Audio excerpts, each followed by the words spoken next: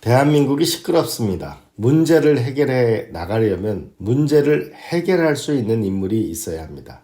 인사가 만사라는 말이 있죠. 우리 대한민국의 모든 역량을 모아서 위기를 넘어갈 수 있는 거국적인 협력 체제가 필요한 시기입니다. 중국에도 천하의 문제를 풀으려면 천하가 나서야 되고 천하의 인재가 모여야 천하의 문제를 해결할 수 있다는 말이 있습니다. 한국 경제 지금 굉장히 어렵습니다. 다른 나라 모든 증시는 올라가고 있지만 한국 경제 증시는 점점 더 내려가고 있습니다. 삼성전자, 오만전자 때문에 많은 국민들이 불안해합니다. 북한군이 우크라이나 전쟁에 투입되면서 이 전쟁의 불길이 한반도로 옮겨오지 않도록 안보와 평화, 중요한 시기입니다. 과연 이 경제와 안보와 평화 이 두 가지를 확고히 지켜나가려면 우리는 어디에서 교훈을 얻어야 할까요? 첫 번째 사례로는 영국의 처칠 수상을 들겠습니다. 영국의 처칠 수상은 2차 세계대전에 많은 정치인들이 독일과 이제 협상을 해서 영국으로 쳐들어오지 않게 하면 잘 지낼 수 있다. 이런 협상론자가 있었습니다만 처칠은 단호하게 반대했었죠. 마침내 1940년도에 독일이 세계대전을 시작하게 됩니다. 벨기에를 쳐들어가고 폴란드를 쳐들어가고 마침내 프랑스를 쳐들어가게 되죠. 이제 영국도 쳐들어오는 것이 곧 눈앞의 현실로 다가왔습니다. 이때 협상에 의해서 독일과 평화를 만들자는 사람들이 그만두게 되고 처칠이 수상으로 등장하게 됩니다. 근데 이 처칠이 수상에 등장하게 되면서 전시내각이라는 것을 만든 것입니다.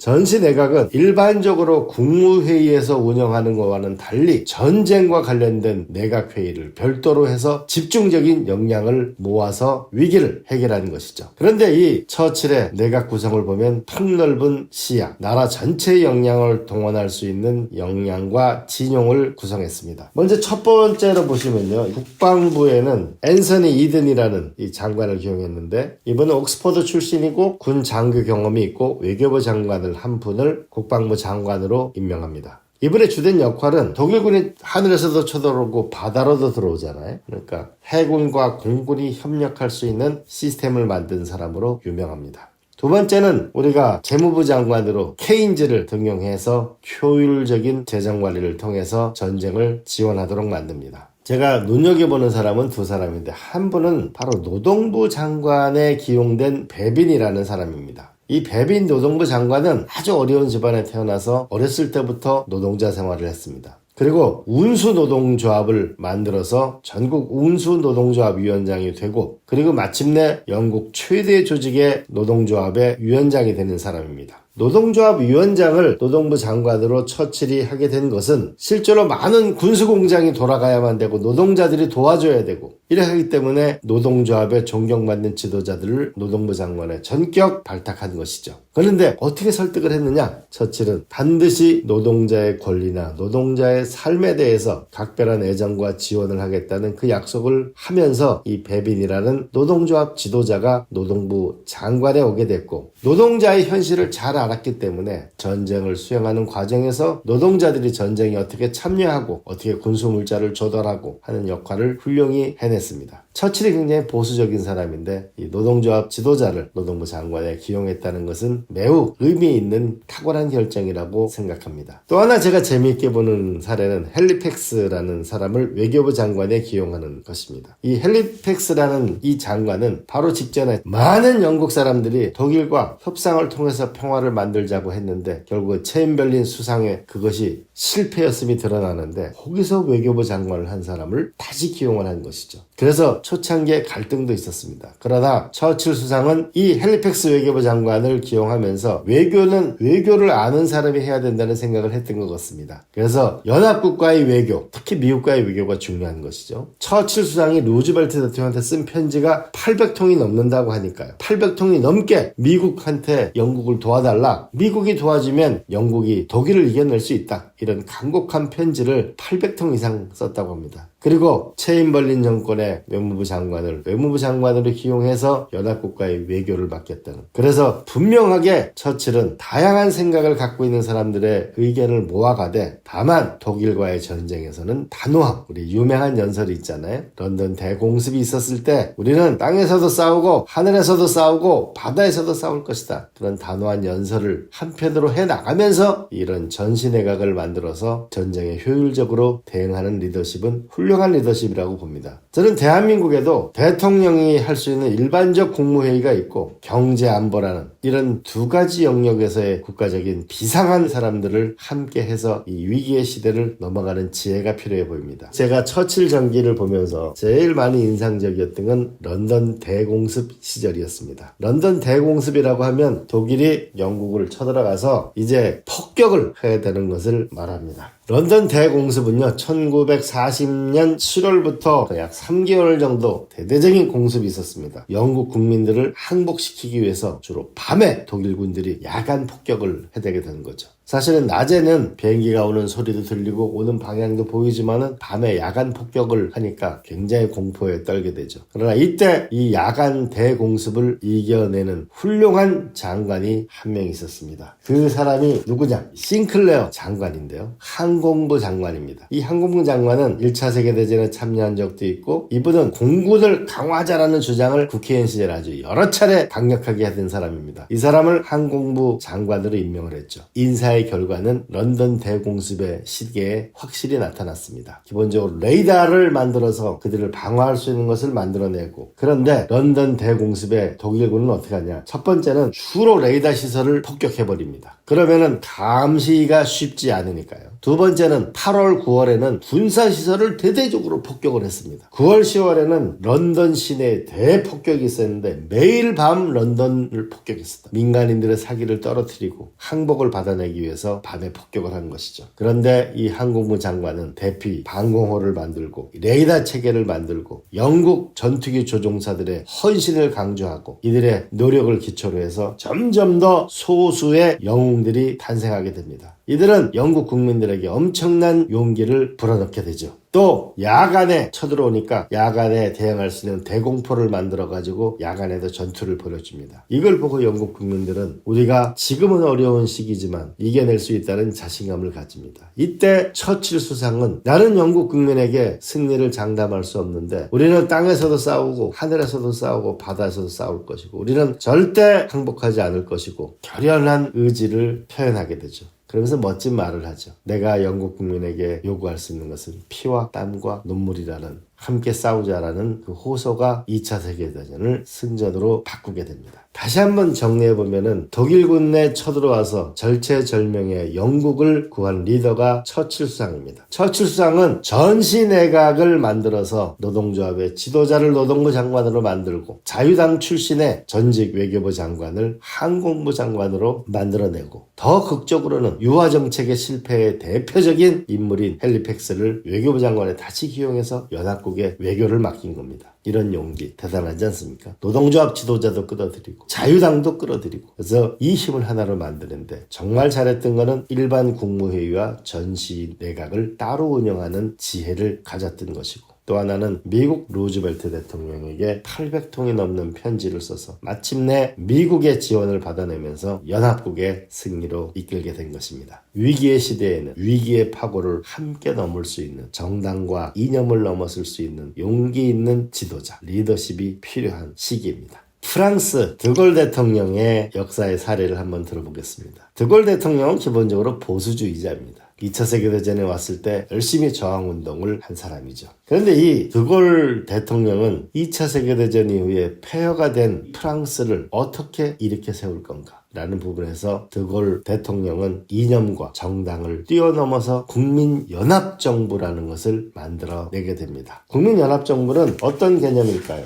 좌파, 우파, 보수, 진보를 넘어서 공동으로 국민을 위해서 문제를 해결하는 정부를 만드는 것인데요. 여기서 굉장히 재밌는 사례가 하나가 있는데 토레스라는 공산당 출신인데 저항운동을 한 사람입니다. 독일군에 저항한 레지탕스 운동을 한 거죠. 이분을 노동부 장관에 기용해서 모두가 깜짝 놀랐죠. 놀랬죠. 이 드골 같은 보수적인 사람이 공산당 출신을 노동부 장관을 시킨 거예요. 다들 깜짝 놀랐죠. 또 한편으로는 조르주 비도라는 저항운동을 했던 분을 외교부 장관을 했던 것도 재밌는 사람입니다. 근데 제가 드골 대통령의 인사정책 중에 가장 인상적으로 생각하는 것은 바로 앙드레 말로입니다. 앙드레 말로는 세계적인 문학 작품을 쓰는 소설가였던 거죠. 1927년도에 상하이에 봉기가 일어났을 때 이걸 기점으로 해서 일종의 혁명과 이념과 인간과 이런 갈등을 그린 인간의 조건이라는 거는 나중에 콩쿠르상도 받은 상당히 저는 재밌게 본 그런 소설인데, 이 소설을 쓴 작가이기도 하고, 희망이라고 해서 스페인 내전이죠. 바로 프랑크 총통에 맞서가지고 자유를 주장하는 전 세계의 지식인들이 모여가지고 전쟁에 함께 나서게 되는데, 이때 이 전쟁에도 직접 군인으로 참여하는 사람입니다. 그래서 이때 쓴 소설이 희망이거든요. 그리고 또 하나는 30년대 후반의 캄보디아, 여기에 정글을 탐험하면서 생기는 왕도의 길이라는 책 꼭 한번 보세요. 거기서 저는 페트캉이라는 주인공 얘기가 굉장히 저는 인상적으로 본 적이 있습니다.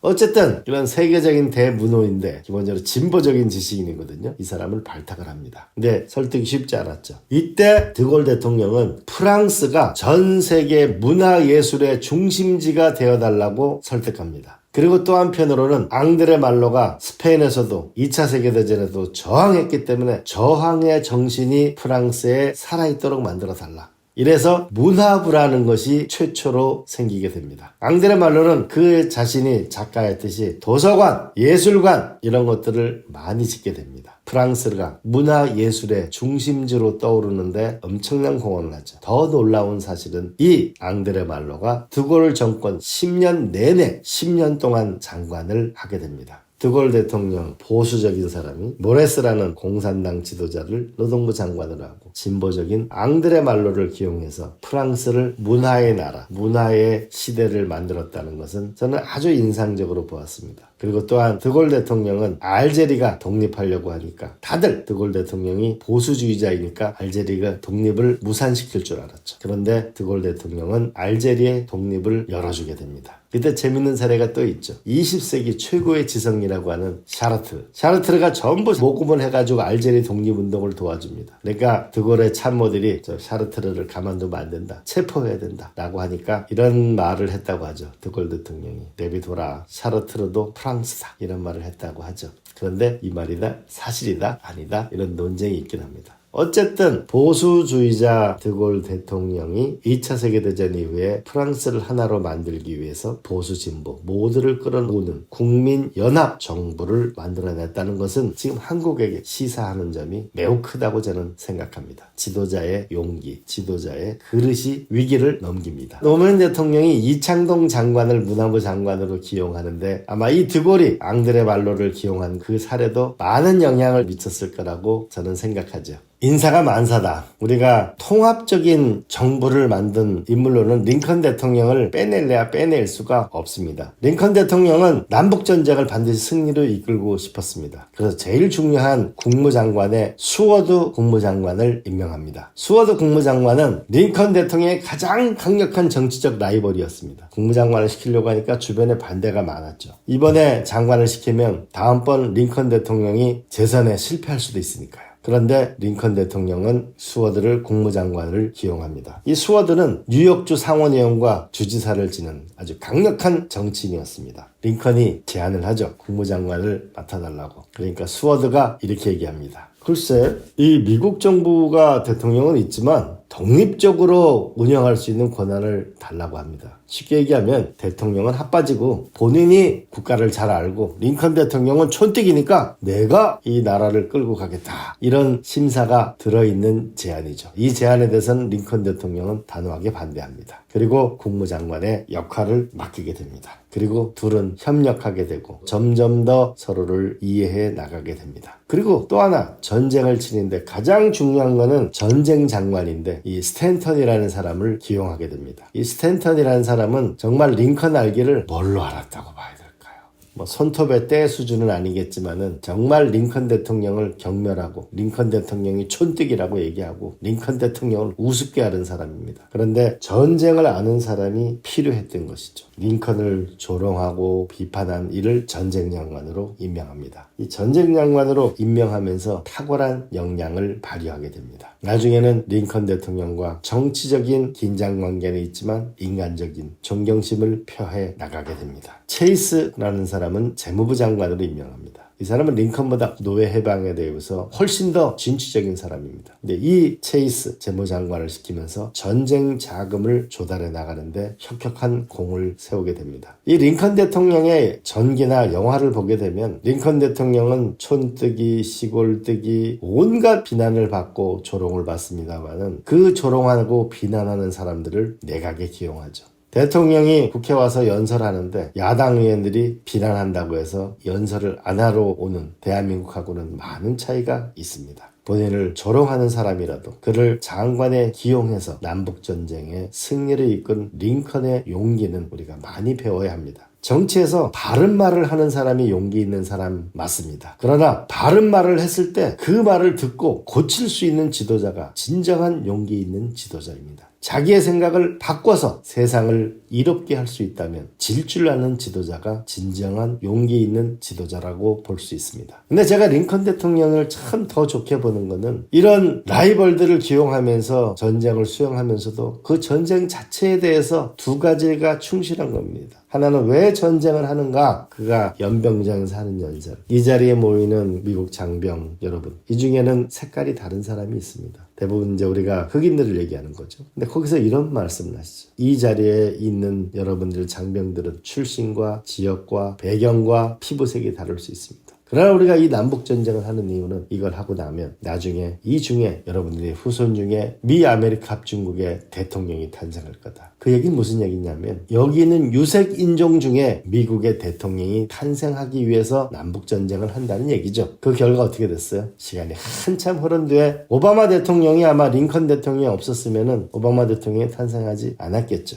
그러나 또 한편으로는 왜 전쟁을 하는가 본인이 고민을 많이 하죠. 저는 가장 인상적이었는데 성경책을 놓고 우린 똑같은 하나의 성경책을 놓고 남군은 북군을 놓고 북군은 남한 보고 하나님의 뜻을 배반하는 사람이라고 얘기하는데 과연 저는 하나님의 편인가요? 라고 물어보는 링컨의 전쟁에 대한 고뇌는 난 참 인상적으로 보았습니다. 링컨 대통령은 고난의 시절을 겪었던 대통령, 그래서 대통령이 된 것보다 더 위대한 거는 미국을 연방국가를 만들기 위해서 남북전쟁을 하고 그를 위해서 자기의 라이벌들을 기용한 것이죠. 꿈이 큰 사람은 정적이라도 자기 편을 만들어서 나라를 끌고 갈 수 있는 그런 용기가 필요해 보입니다. 대한민국에 용기 있는 지도자가 필요한 시기입니다. 대한민국은 굉장히 현재 어려운 상황이 있습니다. 경제는 주식시장이 미국으로 140조 이상 가고 있습니다. 환율도 오르고 있습니다. 경제에 빨간 신호등이 켜지고 있습니다. 안보와 평화에 있어서도 우크라이나 전쟁에 북한군이 투입되면서 트럼프 대통령이 탄생하면서 경제와 안보 평화 모두 우리는 새로운 도전의 시기를 맞고 있습니다. 이때 대한민국의 모든 역량을 동원해서 이 위기를 넘어갈 수 있는 과감한 용기와 협력이 우리를 기다리고 있습니다. 용기 있는 자가 미인을 얻는다는 말이 있죠. 용기 있는 지도자가 대한민국을 구하게 될 것입니다. 고맙습니다.